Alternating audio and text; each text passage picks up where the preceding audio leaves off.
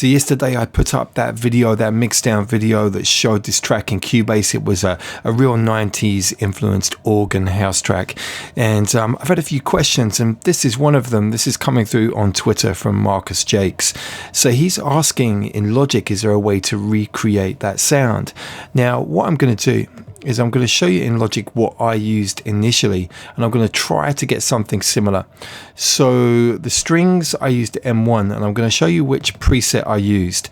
So what I did was I switched to prog and then went to browser, and then I went to strings, and it's the Arco string 1.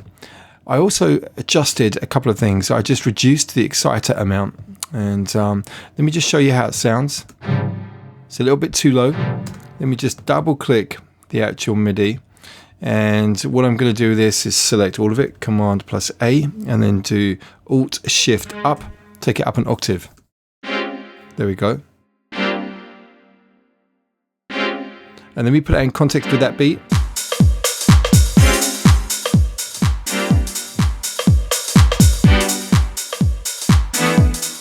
So that was the sound from the original track. Now let's take a look at doing something similar inside Logic.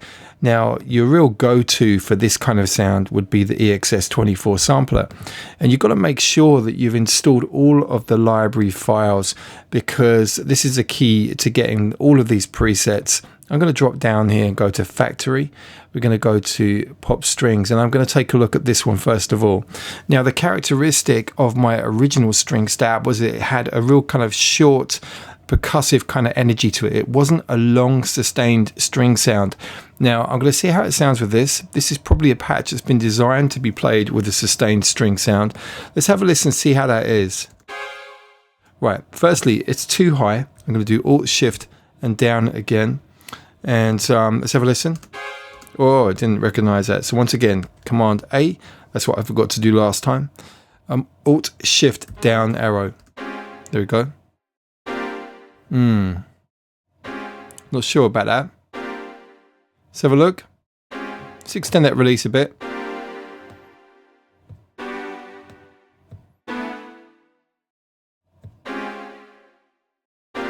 It's not bad. Let me see if I can do something with this. So what I'm going to do is come down to the audio effects insert, and I'm going to go to dynamics. I'm going to go to enveloper.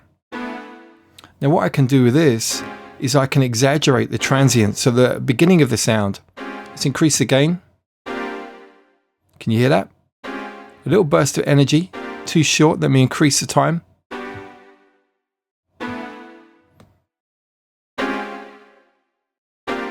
Yeah, I'm not feeling that.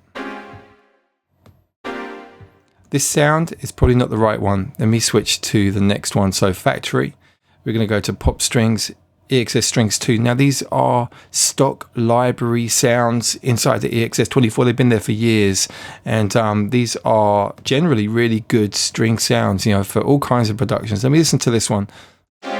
Oh my gosh. Now that sounds almost spot on. The key difference with the other one was the fact it had a reverb. So let me just try something. Let me just drop down Ascend. I'm going to go to bus 1, and on bus 1, we're going to drop in a reverb. Let's go for Space Designer.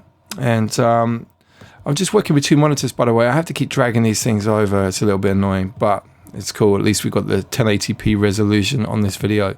Let's drop down and choose an impulse. Maybe some kind of medium space, a hall. Maybe this one here, I'm not sure. But as we're doing this as a send and return configuration, I'm going to take the mix level to a maximum wet signal here. And let's feed some of this through to that. Let me have a listen. Oh, there we go. That sounds great. Maybe a bit of EQ. The other sound had a little bit more of a kind of bright top end to it. Let's see this.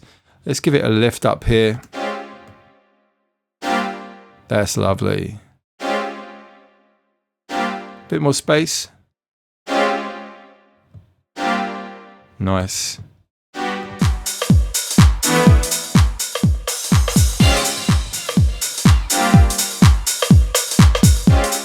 Okay, you know, one thing that I'm feeling is that the sound could be a little bit more percussive. So what I'm going to do is on envelope 2, which is the volume envelope, I'm going to take sustain level down, And let's just see how this feels. See how this shortens the sound? Let's go a bit longer. A bit more like it. Maybe a bit more bite on the front of the sound. Yeah, that's feeling good. Maybe a bit more on that decay. But considering these are relatively short notes, I might want to just increase that release as well.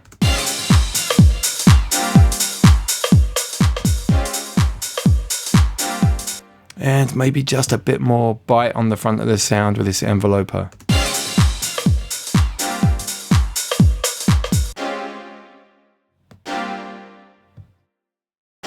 I'm now feeling that the front of the sound's a little bit too sharp. I'm going to slow that with the attack here.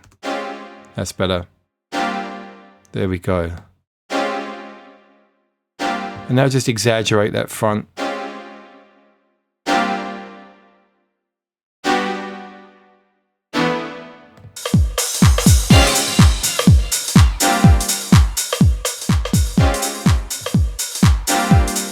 Whoa, a bit too long.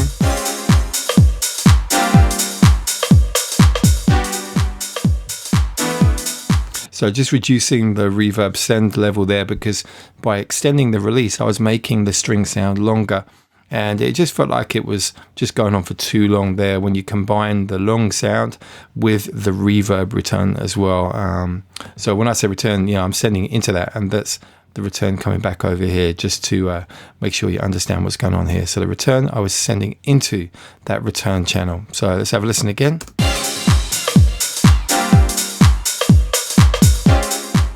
Now, it's not exactly the same. There's a certain vibe coming from the Korg, but this is sounding good. I'd definitely use that if I didn't have the Korg. But if you have the Korg M1, go and check out that Arco string patch. It's fantastic. It's a real standard. It's been used on so many tunes over the years.